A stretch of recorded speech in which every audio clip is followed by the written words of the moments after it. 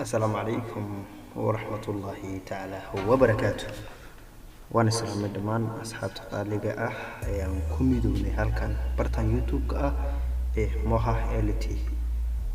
وحنا سعيد حنا حيني أنا قحلني تاريخ ذا الصومالية أقص بلاد اللي وحي كسوكي قادر شديد نبدا أيضا كفلا قيني وحي دعاي إبقاها وهرسي معنتا قرنك الصوماليات من متقنا هرسعود من وايو حولي وويناء دعاي تلك نقو حد كسو قد بينينا بارتيو كان وبارتي لباد وحنا كبلاوانيا سيدا هل تعسي oo ka dhacday gobolka Sool ayaa gilgishay guud ahaan geyiga Soomaalida waxayna afgambi u riday xukunkii rayidka ahaa ee dalka ka jiray Axmed Cabdi Laangare wuxuu ahaa ku-xigeenka duqa magaalada Laascaanood xilliga madaxweynaha la dilay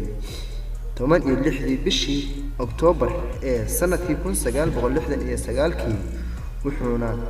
arkayay sidii ay wax u dhaceen Axmed waxa uu sheegay in ka horba ay u sii jirtay hadal haynta in madaxweynaha lagu dili karo Laascaanood wuxuuna yiri markii uu soo degay dalkii soo dhaweynayay uu salaamay markii odayaashii uu la kulmay waxa la weydiiyay Cabdirashiidow ma waxa lagu yiri Laascaanood baa lagu dilay wuxuuna ku jawaabay Ilaahay baa wax dila hadii ay taydii tahay in kala ibadalaya Axmed Laangare oo hadda nool ayaa sidoo kale sharaxay qaabkii uu dilka uga dhacay wuxuuna yiri markii aan soo aadnay dhankii guriga martida askari waxa uu taagnaa albaabka guriga markii madaxweynaha uu gaariga soo tegay wuxuu rasaas ku furay askari madaxweynaha la socday ayaa qoriga kula dhagay wuxuuna ninkii ku qayliyay way iga fakatay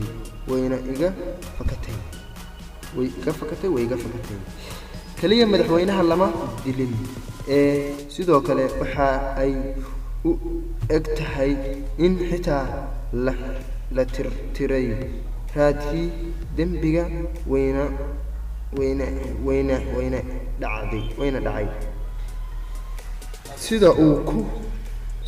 ku doodayo Dr. Sada Enfu oo qoraallo taariikheed ka sameeyay dilkii madaxweynaha wuxuu sheegay in 3 nin oo mid xeer ilaaliyahii guud yahay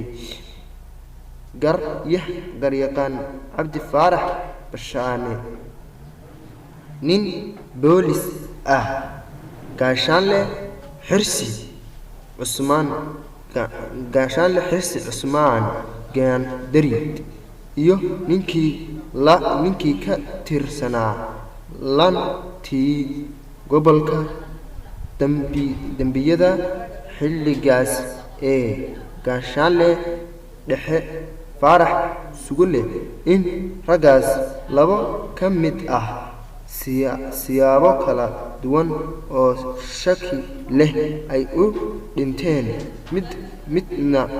uu xabsiga ku raagay muddo dheer waa dilkii madaxweyne Cabdirashiid kana dhacay magaalada Laascaanood bartigan wuxuu noqonayaa bartigan labaad hadda ma sinta asxaabta qaaliga wax naga codsanayna